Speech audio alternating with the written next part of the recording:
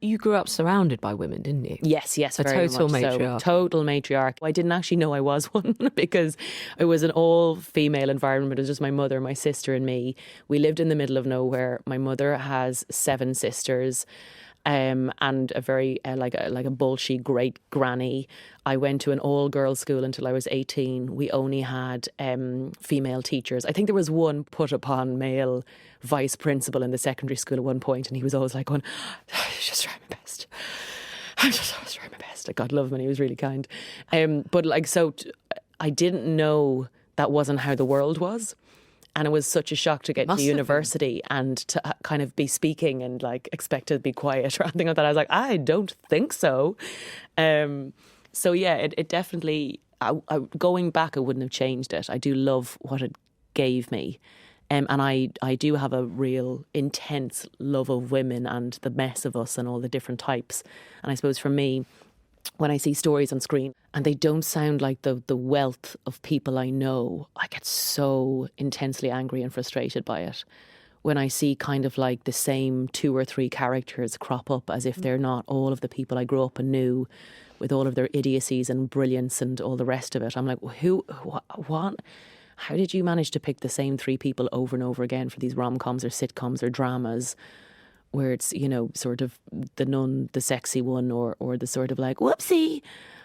We're all of those people all the time. And so... and if you actually write how women talk and how a lot of women talk to each other, it's complicated and very different. It gets deep and silly, you know, all of that range, which you look at, don't you? And I love any actor or writer or... who shows characters, and I have a lot of my writing friends have this as well, where, you know, when you see a side character, like, oh God, I'd love to see their spin-off show.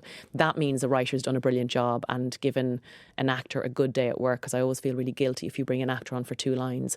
I hope they're a good 2 lines, that they feel they're getting to do their art, you know what I mean? Yes. And I've been the person coming on for 2 lines and you're like, I think this person had a lot of trauma. And they're like, no, they're just putting the tea down on the table and then walking away saying thank you. And you're like, yeah. I would have loved to have seen you do that role with the trauma and the tea.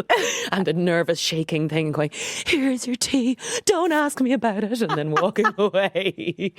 But I love saying, and I think that's why when I work on scripts where there's no room for making it nuanced, I get very frustrated. And when I'm allowed, like even on Alice and Jack, Victor really let me make the character my own. So it wasn't like the kind of like, oh, the man's left me. Like I wanted her to make her be someone we all know or are. So when you see her on screen, you're like, oh God, that could have been me if I'd met the person who loved someone else.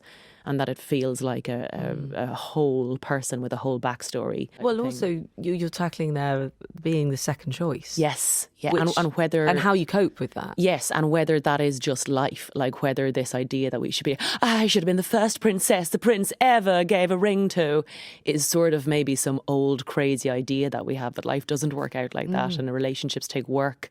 And the older you get, the more baggage you come, but also the more lessons you've learned and the more information you have about yourself as well. Like you've a bit more of a mission statement when you fall in love or find someone older. And so, yeah, when I was kind of like looking at Lynn, one thing I loved about her, which I don't know if it would totally be me, would be a real knowing inner steel rod in her that says, no, I'm nobody's consolation prize or second choice. I do not want that life. Well, it reminds me of Jolene. It just took me to Dolly Parton. Yeah. Do you know what? I referenced Jolene the other day, actually, but with Jolene, she is happy to be second choice. Yeah, please don't take my man. Yeah, and she's like, please, I'm happy with second choice, just don't let him leave me. Whereas Lynn, my character in this, is like, I'm begging you, I'm walking away, don't follow me. You know? I'm so happy you did that, not me. I leaned into the impression, but I would pay a lot of money to see yours, Emma.